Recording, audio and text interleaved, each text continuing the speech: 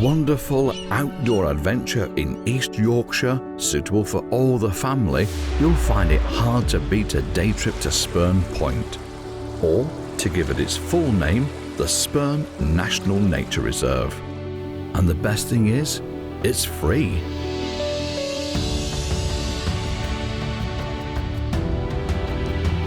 In this short film, we'll show you what makes Spurn Point so special and help you plan a visit to get the most from a day trip to this Yorkshire Wildlife Trust Reserve.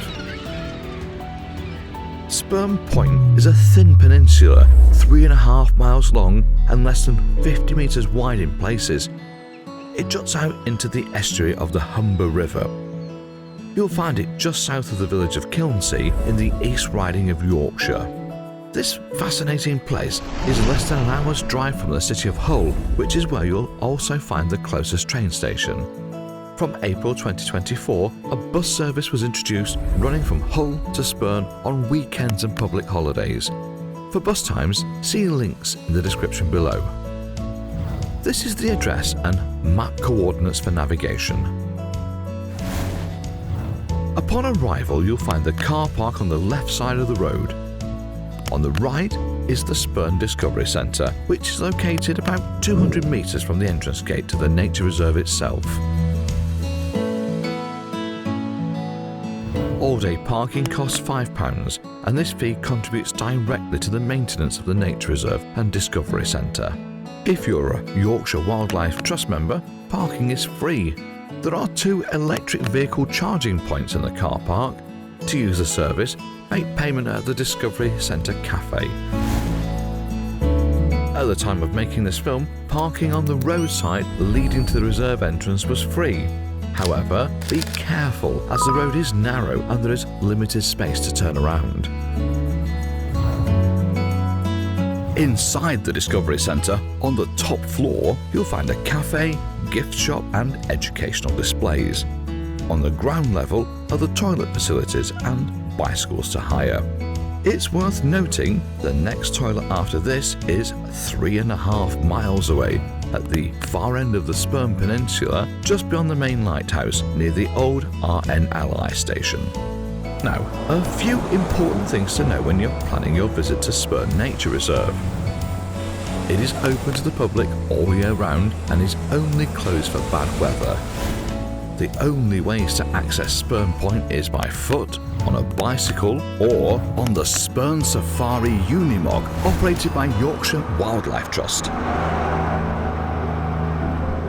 The first 1 kilometre of the peninsula is sand, making it unsuitable for mobility vehicles. I'd say the best advice for people visiting Spurn would be to check before you come, just to double check about the tide times, because we do get breaches on the washover, so there'll be an hour and a half each side of a high tide you won't be able to cross sometimes. But also double check about bringing your dogs, because dogs aren't actually allowed at the top of Spurn, which seems quite harsh as it's a beautiful place, you'd want to bring your dog, but unfortunately dogs do disturb wildlife, especially as it's such an important point for migratory birds. We really want to keep Spurn disturbance free as possible. But also we do provide some areas where you can walk your dog, so you can get to the Warren Cottage, which is just before you get to the washover area, and then you can head back along the Kilnsea beach. So we do allow you to walk your dogs in certain areas because we know how much people love walking dogs. There are plenty of reasons to get excited when considering things to see and do on a day out at Spurn. From the entrance to Spurn Nature Reserve, the first kilometre of the route is all sand. Walking is easier closer to the edge of the surf when the tide is low, as the sand here is more compact. This stretch of sand is also prone to complete flooding a few times a year. At periods of highest tide, combined with certain weather and sea conditions, it becomes completely impassable, as mentioned earlier. This event is known as the washover, turning the peninsula into a tidal island. This is an example of a previous high tide event. On this particular occasion, there were calm sea conditions and low wind speeds, which meant a complete washover event was avoided. These tidal forecasts from 2023 give you an indication of the typical numbers of possible washover events in a year. There are basically two main walking routes for you to choose at Spurn. One follows the beach along the North Sea coast side all the way out to the point, and the other is along the concrete road and pathway running along the top of the strip of land. It's easily 7 miles from the car park to the tip of Spurn and back. Walking time is typically 4 to 5 hours, including stopping for photos, enjoying the views and a short lunch break. Small children or those not so fit may find walking the whole route challenging. The Spurn Safari Unimog is by far the easiest way to reach the end of the point. The Unimog is a Dutch ex-army vehicle operating 3-hour tours. Tickets in 2024 cost £25 for adults and £15 for children, and include entry to the lighthouse as well as a guided walk around the end of Spurn Point. One of the main attractions at Spurn Point is the iconic Victorian-era lighthouse. It is the tallest lighthouse in northern England, standing at 39 metres above the ground.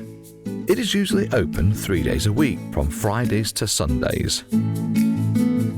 So the lighthouse at Spurn was built in 1895 and it was decommissioned in 1985.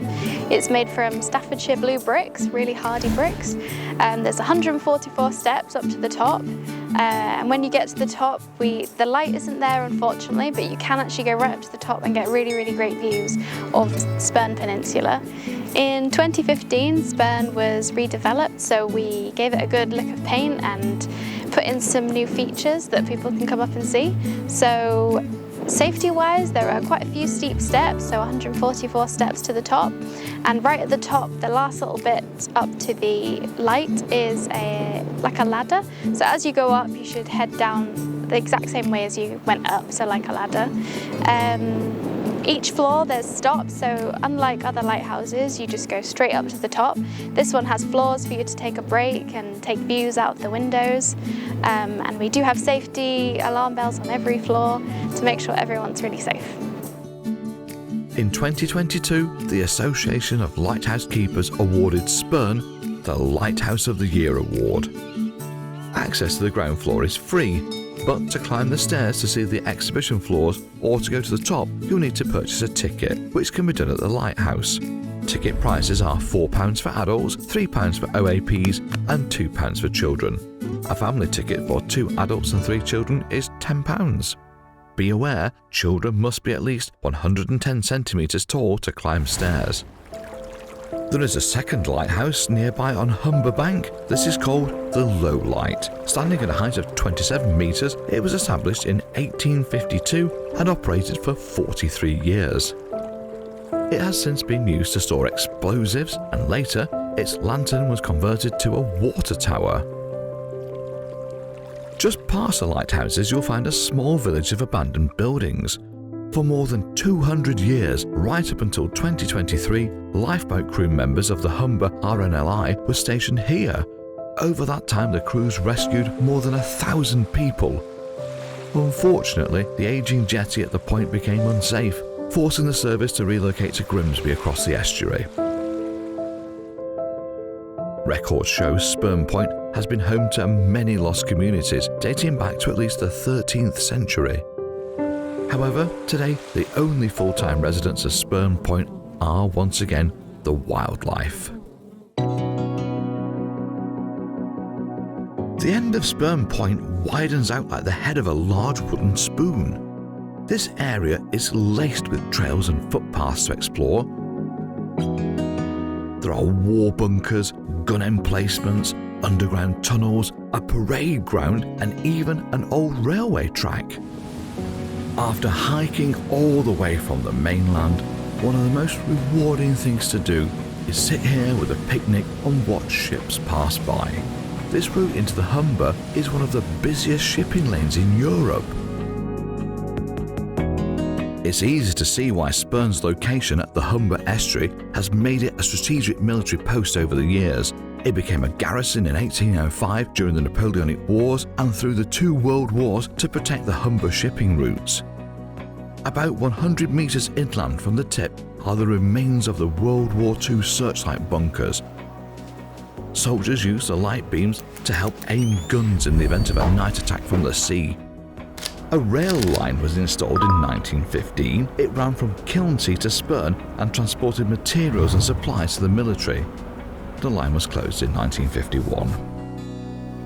This building that looks a bit like a ship with a buried hull is actually a former Vessel Traffic Services Centre, or VTS. It was the shipping equivalent of Air Traffic Control Tower. The tower is now automated with 24/7 radar surveillance being relayed to the main control centre in Grimsby. These are just a few of the historical points of interest at Spurn. There are loads more scattered the length of the spit, making Spurn Point a must-see for history enthusiasts. And of course, these attractions all sit alongside the amazing variety of species that inhabit the nature reserve. I would say visiting Spurn any time of year, you're going to see something different. In summer, you're going to see our wildflower meadows, you'll see fledging birds, you'll see the beach nesting birds. But we have our migration festival, which happens in September, so you'll see a lot of visible migration happening. You'll also see things from December till March. We have popping season. So towards March, really, you'll see baby seals come onto the beach for a little rest. We do stay well away from them, but it's a good way to view seals in the UK. If you're interested in photography, it almost goes without saying that Spurn Point makes for an inspiring day out with a camera. Landscapes and seascapes compete for attention, and as the tide moves in and out, the entire scenery is constantly being transformed before your eyes. Away from the beach, the flora, fauna and landmarks present endless photographic opportunities. Look out for these mobile phone posts along the main pathway called active beacons. This is a citizen science initiative designed to help monitor the landscape. Visitors are encouraged to take photos and upload to social media using the hashtag on the beacon. It's a great idea. When it comes to flying a drone at Spurn National Nature Reserve, you must obtain permission in advance from Yorkshire Wildlife Trust. You can do this by submitting a request via their website. Because the reserve is also designated as a site of special scientific interest, you'll also need permission from Natural England. Keep in mind, this could take several weeks, so be sure to submit your applications well in advance of a visit. Finally, a few more interesting little nuggets about Spurn. The landscape here is fragile and unique, as it is ever shifting and changing and vulnerable to coastal erosion. That's because it is attached to the bottom end of the Holderness coastline, one of the fastest eroding coasts in the world. On the Humber riverside of Spurn, the outgoing tide reveals shiny, wet mudflats. Mudflats are highly productive habitats which support large numbers of birds and fish. They also contribute to coastal defences, dissipating wave energy. Yorkshire Wildlife Trust is running a replanting programme here to restore lost seagrass meadows, and another project is underway to encourage native oysters back into the Humber area. Earlier, we talked about the washover event that happens when certain tide and weather conditions align. Well, if you are ever caught out, there is a high tide shelter to safely wait until the water recedes. When you're walking the main roadway track, look out for these rather handy numbered markers along the route. They show the distance to go to the entrance of the reserve. The wind farm you can see out in the North Sea is the Humber Gateway Wind Farm, belonging to E.ON Energy, who helped fund construction of the Spurn Discovery Centre. These wooden sea defences are called groins and revetments. They were erected in Victorian times to protect the peninsula from erosion and were kept maintained up until the 1950s. The posts are slowly decaying, yet all the while presenting a stoic resistance to the constant pounding of the sea, wind and sand. This adds a nostalgic feature to the landscape that's an ongoing inspiration to photographers and artists alike.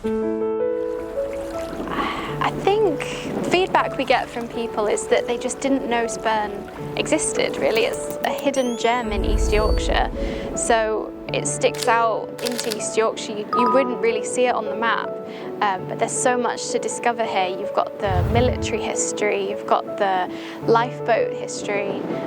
People used to live on Spurn, but you've also got the wildlife.